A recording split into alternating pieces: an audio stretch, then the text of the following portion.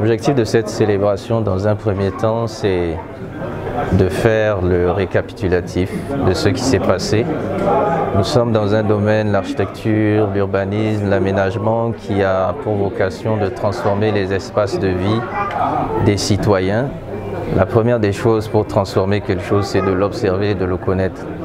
Et dans notre politique de développement, nous avons chaque année des objectifs que nous nous fixons et en fin d'année, nous étudions pour voir est-ce que ces objectifs ont été atteints. Lors de la 10e année, cette approche qui est continuelle et particulière, puisque comme vous le voyez, ça fait une décennie de travail, une décennie de projets qu'il faut analyser mais aussi célébrer, parce que lorsqu'on passe un cap des 10 ans, on doit pouvoir faire un récapitulatif. Pourquoi ce récapitulatif? Pour l'amélioration. Nous sommes une structure qui vise l'excellence et la qualité dans ce qu'elle fait. On doit améliorer la qualité, on doit produire plus rapidement, on doit maîtriser les coûts dans la construction, dans l'urbanisme, qu'il s'agisse des maisons, des logements, des équipements de bureaux, des aménagements d'espaces publics, des aménagements d'espaces verts, mais aussi dans les projets commerciaux, dans les projets d'hôpitaux, de cliniques. Il faut de l'exigence et c'est ça qui est important. Un bâtiment, c'est pour la vie.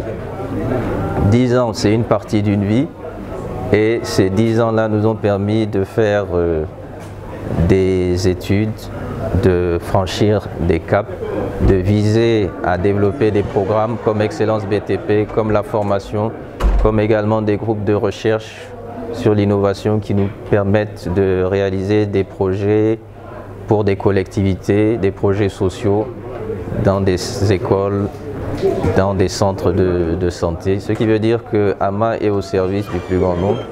Elle prône la qualité pour les habitants, pour l'être humain, en intégrant la culture africaine, en intégrant notre environnement dans les projets. C'est véritablement ça que veut célébrer ces 10 ans.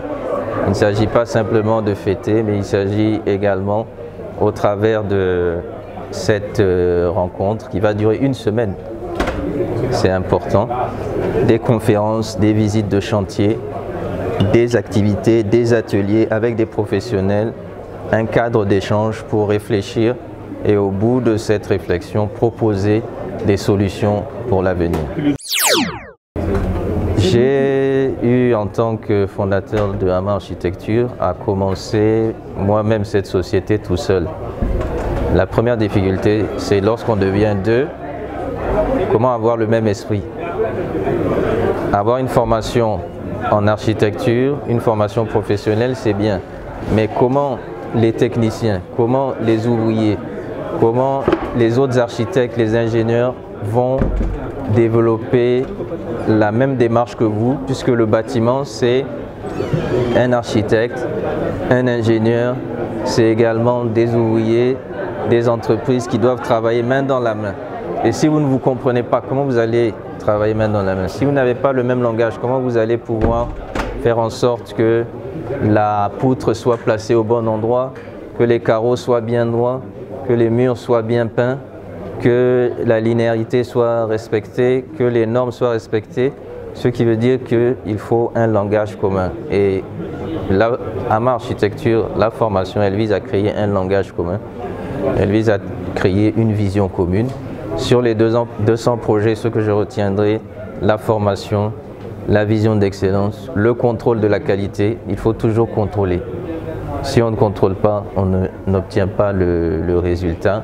La plus grande difficulté également, s'adapter aux clients qui ont des exigences, parfois qui amènent certaines contraintes dans la réalisation.